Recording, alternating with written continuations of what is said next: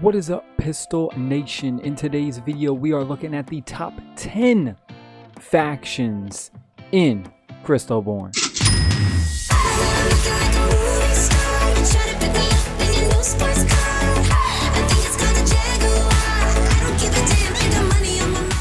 Alright, Pistol Nation, we are here. Before we get started, as always, please pistol whip that like button if you enjoyed this video. Hit the subscribe button if you're not already subscribed. And hit the notification bell so you get those notifications when I post my new videos. We got the top 10 factions. Alright, now you may not agree with this and that's fine.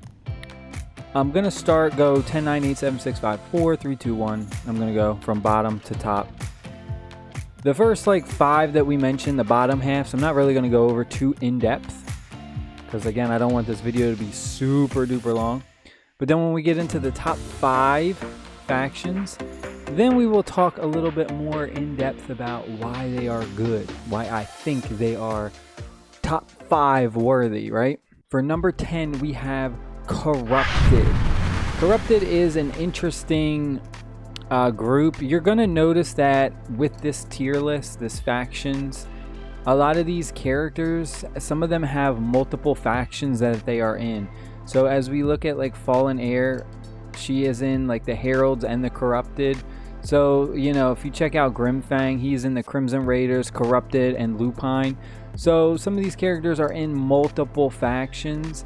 So you're gonna see some of the characters over and over again, but the basis of this is best faction, you know, overall, if you were to just use characters from that faction, so to speak. For number 9, we have Eclipse Rogue, or I should say Eclipse Rouge, however you want to call it. We got Captain Odette over here, new mythic hero, Zora, Wraith, Cyclone, a bunch of epics, not too bad. For number 8, we have the Templars. Templars are very, very good. We have Juliet leading the pack, Violet with the sisters, Simon. Pretty good faction. Number 7, we have the Skywind Ranger. We have Stellan leading the pack with Cilantro, Dehelia, Jesse Joe, Smolder, and then a bunch of, you know, commons, mostly making it just these top 5, making this a decent faction to run. For number 6, we have the Noble Pact. Noble Pact is pretty strong. Again, we have Captain Odette, new mythic hero. She's in, you know, 2 different factions. But again, we have Simon, Rena, Arno, Maelstrom. We have very, very good synergy right here between these two. Reno, one of the best supports in the game. And just overall, another strong faction. Now we are into the top 5 Pistol Nation. We have for number 5, Veni Remnant. This is a interesting group of characters. We have Cygnus, newly acquired as a mythic hero, no longer legendary, leading the pack. Him alone is just, he alone is just so strong in the game. I mean, he's insane. Merrick is another super strong legendary hero. He's so good, one of the best tanks in the game. This group as a whole is very tank heavy. If we look at, you know, the characters, we have Cygnus a tank, Merrick a tank, we have Air as a tank, a lot of tank characters. You know, what makes this group so good is Cygnus, Merrick, and then, you know, Air is a very good one. So this is my top 5. For number 4, we have Vanta. Now this is another interesting group. They don't have a lot of like mythics and legendaries, so to speak, not like a crazy group, but it's very, very good synergy. We have Volcano Girl as here leading the pack, paired up with Flare. We have such good synergy between them with the burn. I mean, this was so good. This group right here, they have a lot of good synergy, you know. So our top 6, you know, characters in this, we would run like Volcano Girl with the fire. We'd run Flare, Requiem, another really good one we have. He helps so much with stealth. We have Hannah, which is good with the bleed and dispels buffs. The Sriracha, I call him. Basically, you know, another really good high damage dealer. Then we got Yuri, who's a very decent tank, you know, with the taunt and self-heal. And then we got Dirge, who's got the ability seal, stop your opponent from using their abilities. Then him, Warpblade. Warpblade is I feel like Warpblade is an underrated character. You know, Warp Blade has a high single target damage, but she also attacks all enemies. The stealth is what's good, right? So if we have Warp Blade paired up with Requiem, it's a very good combination, so to speak. So that's why I think they are one of the top 5. And number 3, we have Heralds. Heralds is absolutely insane.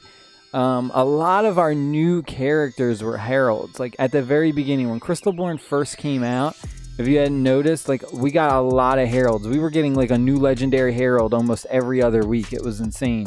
Like we got Triton, he was a new legendary Herald. We got Centaurus, another new one. Sarge was a new one. Saranax was a new one. Fallen Air was like literally all these were new characters. So at one point, Heralds were boosted, and Heralds were actually like one of the big first good factions like that started out in the game. Like we were getting all these new characters. The Heralds were the first characters we were getting, and then we had our very first mythic hero, Magnus, leading the way.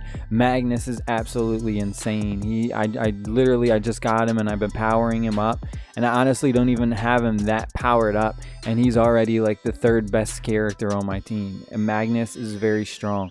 So the Heralds is such a good faction. Very, very good. And number 2, we have the Crimson Raiders. The Crimson Raiders are amazing.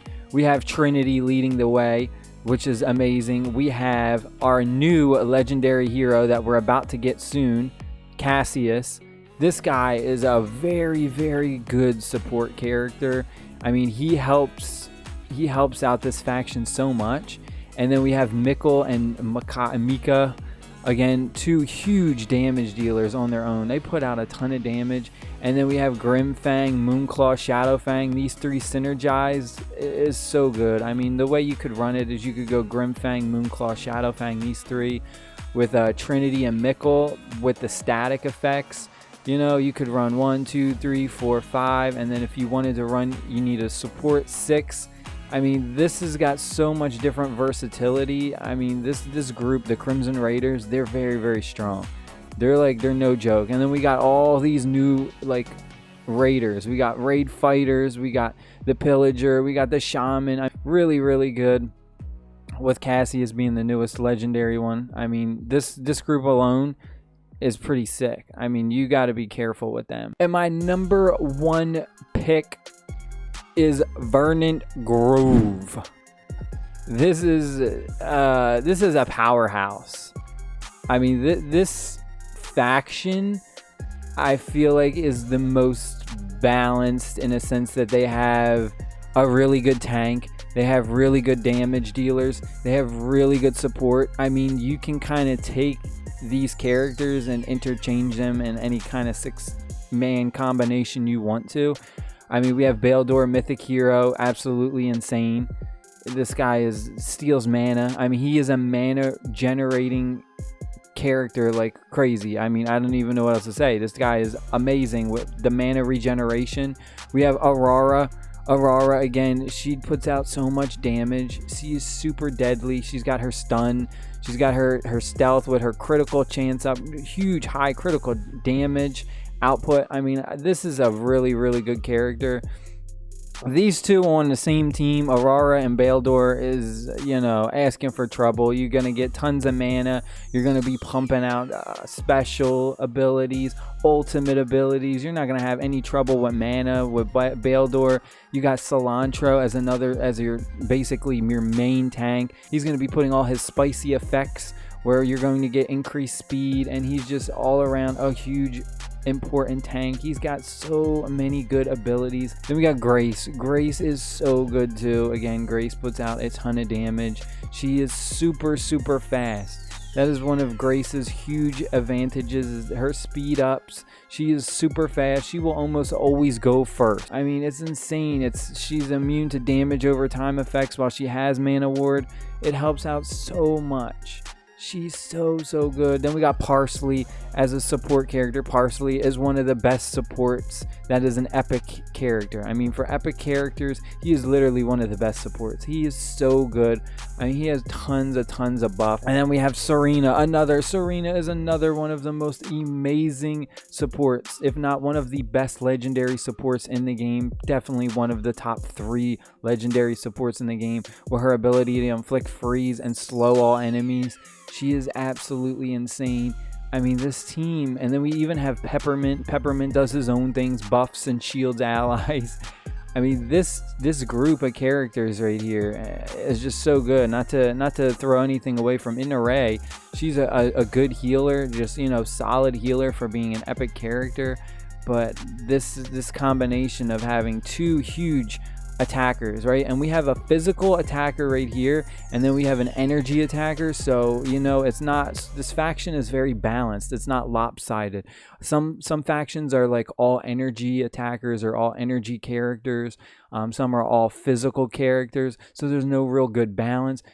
I feel like this is like the most balanced faction, where you have your physical attacker and energy attacker. I hope y'all enjoyed this video. Pistol whip that like button if you did. Hit the subscribe button for more Crystalborne videos and fun and all that good stuff. And we have a special video coming up soon where we're going to do our Captain Odette rate up crystals. Hopefully we can get her. She is actually pretty crazy.